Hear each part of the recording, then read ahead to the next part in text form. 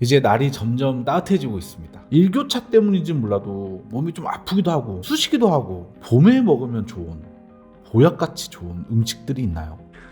그렇다면 우리나라 사람 중에서 보편적으로 가지고 있는 질환이 있는 거 혹시 아시나요? 그게 바로 위장 질환이라고 합니다. 위가 많이 차신 분이라든지 아니면 소화 기능 자체가 많이 떨어져서 또는 약하게 태어나셔서 여러 가지로 어려움을 겪고 계시는 분들이 많으신데요. 이럴 때 약처럼 쓰여지는 식품이 있는데요. 그게 바로 생강입니다. 동의보감에서는 성질은 따뜻하고 맛은 매우며 오장의 담을 삭힌다 이렇게 적혀져 있거든요. 그래서 생강은 건위 작용이 있다라고 얘기하는데요. 쉽게 말씀드리면 위를 건강하게 하는 대표적인 한약재가 바로 생강입니다. 오늘은 봄철의 보약으로 알려져 있는 생강에 대해서 말씀드리도록 하겠습니다.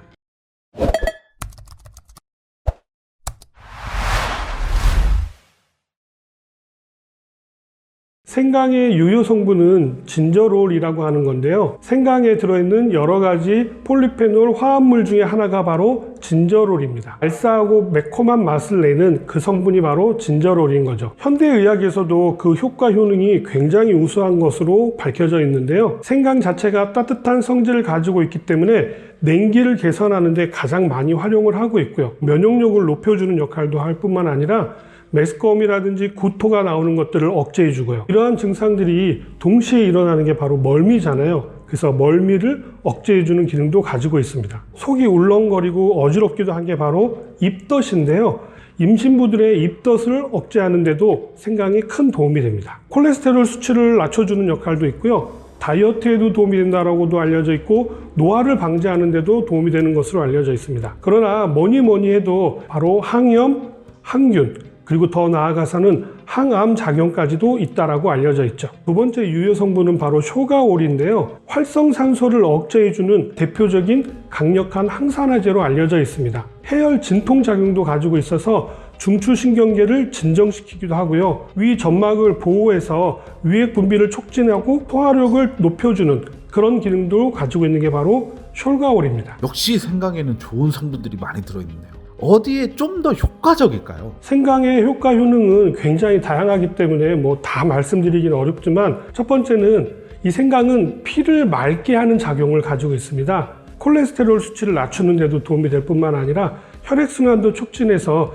심혈관 질환을 예방하는 데도 도움이 될 수 있습니다. 위벽을 보호할 뿐만 아니라 복통을 완화해주는 역할들도 가지고 있고요. 속이 더부룩해서 가스가 많이 발생되는 것들을 억제해주는 기능들도 가지고 있습니다. 소화를 촉진하기 때문에 영양소 흡수를 잘 될 수 있도록 만들어주는 게 바로 생강입니다. 살을 빼는 것보다 더 어려운 게 살을 찌우는 거라고 알고 계시는데요. 그런 분들에게도 생강이 굉장히 큰 도움이 될 수가 있고요. 중년 이후부터는 소화 기능 자체가 떨어지기 때문에 중년의 보약으로도 알려져 있는 게 바로 생강입니다. 다음으로 생강은 면역력을 강화시켜주는 가장 대표적인 식품 중에 하나입니다. 강황과 울금도 모두 다 생강과에 속해 있는 식물들입니다. 그래서 생강은 항염, 항균 작용뿐만 아니라 항암 작용도 가지고 있고요. 감기뿐만 아니라 감염성 질환들을 예방하는 데도 도움이 되는 게 바로 생강입니다. 동양의학에서는 이 생강을 관절염을 치료하는 데도 굉장히 많이 활용을 하고 있는데요. 기본적으로 염증이 발생했기 때문에 면역력이 높아지면 이 염증을 억제하는 작용을 가질 수 있겠죠. 우리 몸에 있는 습을 날린다라고 표현을 하는데요. 이 습이 엉키게 되면 염증으로 나타납니다. 습을 날림으로 인해 가지고 여러 가지 관절염을 치료하는 데도 도움이 되는 것으로 알려져 있습니다. 관절염 하면 크게 두 종류로 나누는데요. 퇴행성 관절염과 류마티스성 관절염이 있는데요.